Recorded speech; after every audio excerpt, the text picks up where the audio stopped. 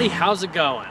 Today I'm in the UK visiting my good friend Shimmy 150, checking out some of the amazing supercars in the area. Tim, tell us a little bit more about what we're doing here. So today we're visiting Super Vettura, an epic dealership here just outside of London, and we're taking a look at this, the Lamborghini Reventon Roadster. There are only 15 of these in the world.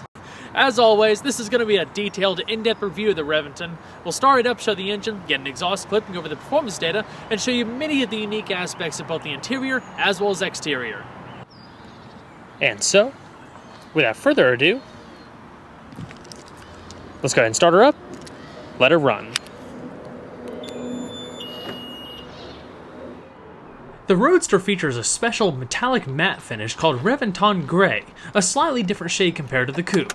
Inside, the Roadster also differs by offering a unique combination of black leather with black and light grey Alcantara versus the coupe's tan Alcantara. Glossy carbon fiber primarily dominates the interior trim pieces.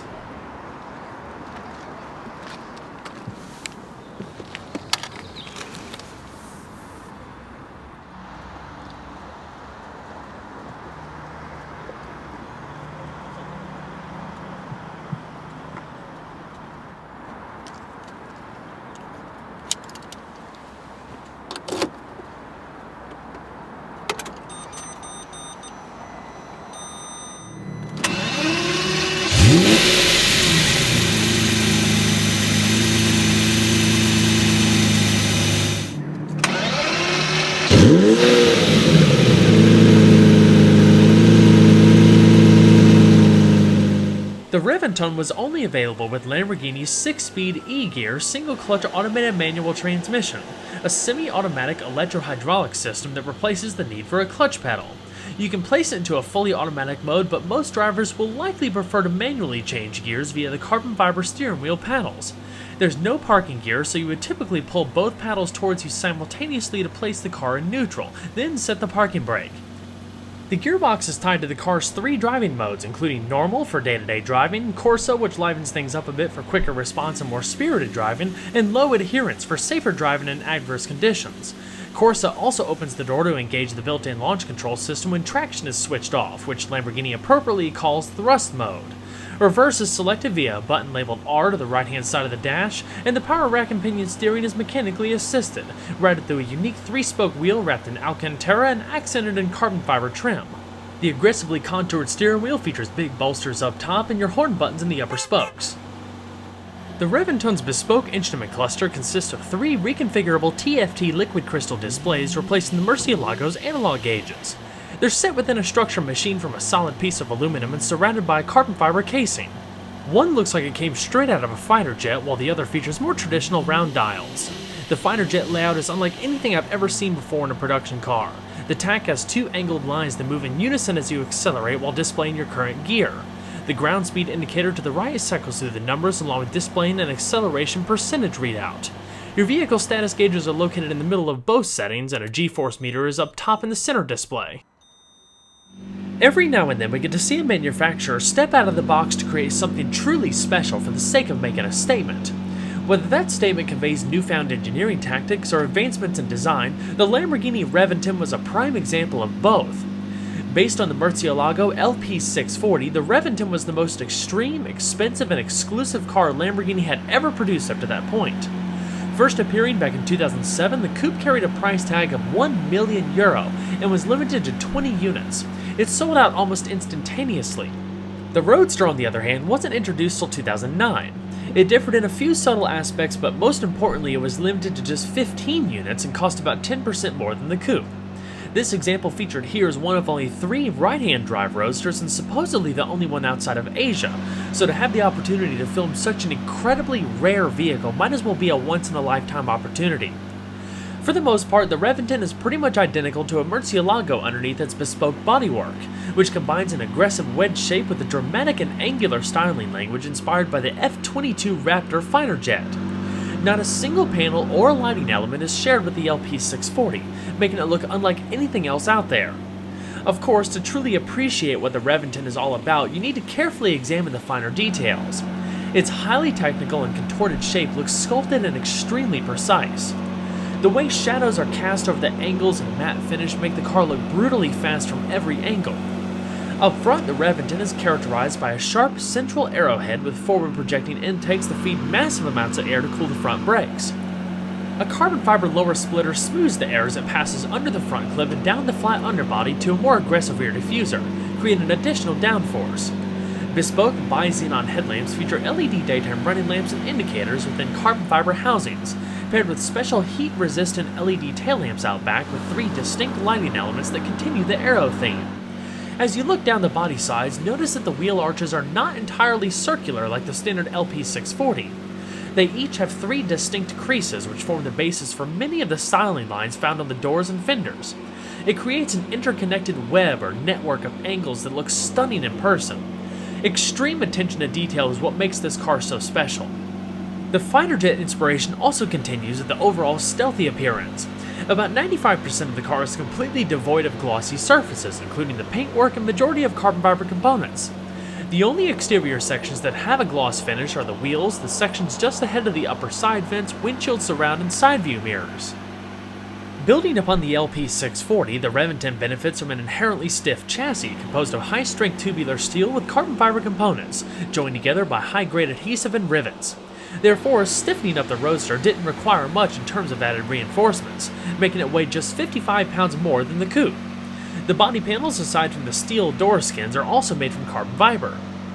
The Reventon's massive side sills direct air down the body to gaping intakes on either side, but their functions are different. Like the LP640, the driver's side intake houses a large oil cooler, while the passenger side further manages airflow where appropriate. Of course, the variable geometry air intakes that are perched on top of the body automatically rise at higher engine temperatures and feature an updated design with a revised airflow pattern. For added safety, the Roadster features 2 hidden pop-up roll bars that deploy in a few hundredths of a second in the event the car senses a rollover. Behind the seats is a fixed horizontal wing-shaped member that integrates a third brake light. Distinguishing itself from the coupe, the long tail end is unique in that the engine bonnet is almost horizontal, featuring 4 laminated glass windows designed to allow heat to dissipate while providing a perfect view of that massive V12 engine. You'll also notice the sharp angles meeting up with the tail lamps, along with more geometric shapes around the radiator ports. The rear spoiler, which also continues the aero theme, deploys automatically at 80 miles an hour, sharpening its angle above 136 miles an hour for increased downforce. Finishing things off out back, instead of having a traditional Lamborghini emblem, it's painted on in dark gray. The Reventon features a unique set of 18-inch asymmetric monoblock alloy wheels, measuring 8.5 inches wide in front and 13 inches wide in the rear. On each of the 5 spokes, the wheels incorporate small crescent-shaped carbon fiber wings, which not only add visual flair but work to create a turbine effect for improved brake cooling at high speeds. They're wrapped in 245/35 and 335/30 Pirelli P0 Corsa tires respectively, helping the car pull over 1 G of lateral acceleration. Carbon ceramic brakes come as standard equipment, which was otherwise an optional feature on the standard car, offering superior service life and resistance to fade in addition to lessening unsprung weight. The setup consists of 15-inch cross-drilled and internally ventilated discs at each corner with 6 piston calipers, which allows for 60-0 stopping distances of just over 100 feet. Additional ductwork in the front fascia and side skirts help cool the brakes.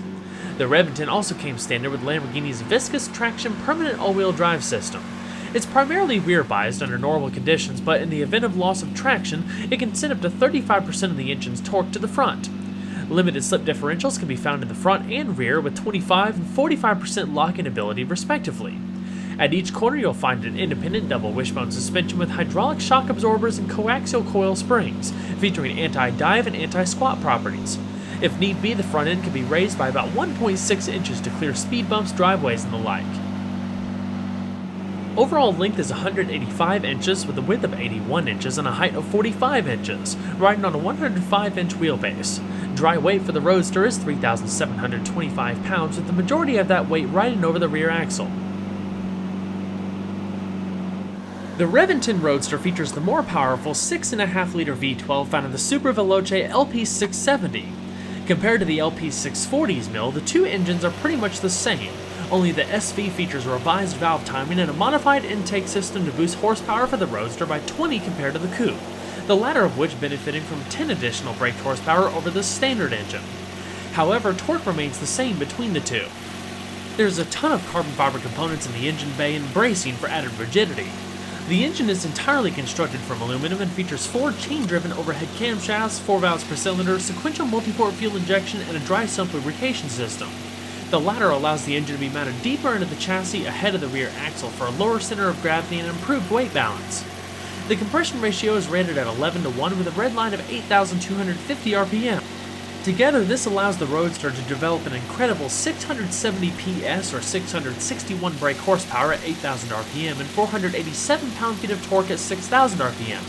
Lamborghini claims the Roadster can accelerate from a standstill to 62 miles an hour or 100 kilometers per hour in just 3.4 seconds and hit a top speed of 205 miles an hour, which is just a little bit under the coupe's top speed of 211 miles an hour.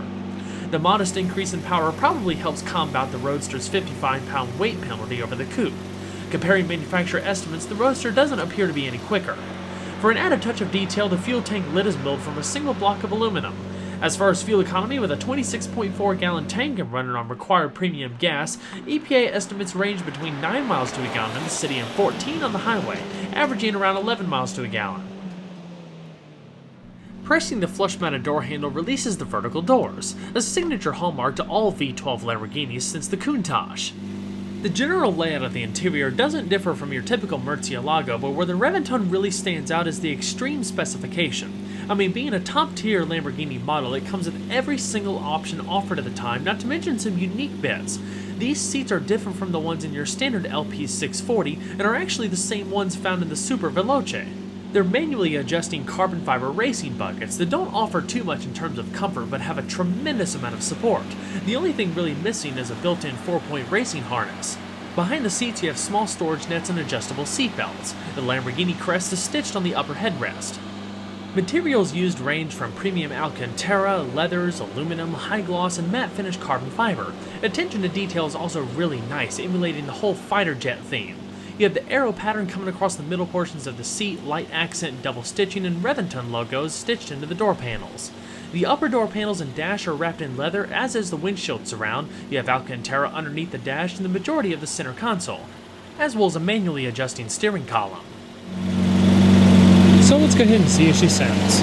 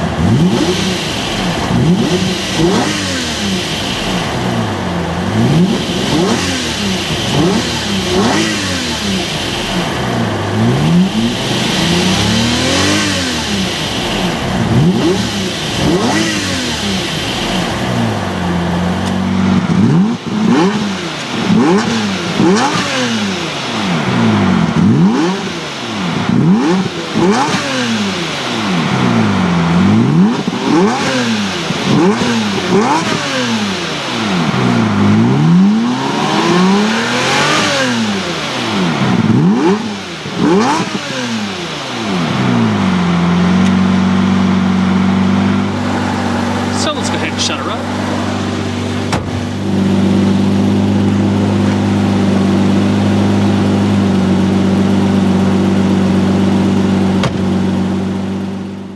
By the time this car came out, the Murcielago lineup was pretty much 8 years old, so you can see how the interior was starting to get a bit dated in terms of styling and technology, especially compared to the Aventador. Despite this, the design is fantastic. It's clean, simple, minimalistic, and very ergonomically friendly. You don't have an overabundance of interior features. You don't have heated seats, complicated infotainment navigation systems, multiple sport modes, or anything like that. Just a handful of buttons in the center console, a handful to the right-hand side of the steering column, and that's it. Even your climate controls are covered up by a carbon fiber faceplate. Carbon fiber and Alcantara follow the upswept center console to a limited edition plaque and 2 reading lamps. Open up the console, there's a modest amount of space and houses your media device integration. Like I said, behind the carbon fiber faceplate you have the controls for the automatic air conditioning system, and more or less it looks pretty similar to the one used in the Pagani Zonda. It's very simple to use with clearly labeled buttons. So let's go ahead and take a quick tour of the passenger side portion before we discuss cargo space.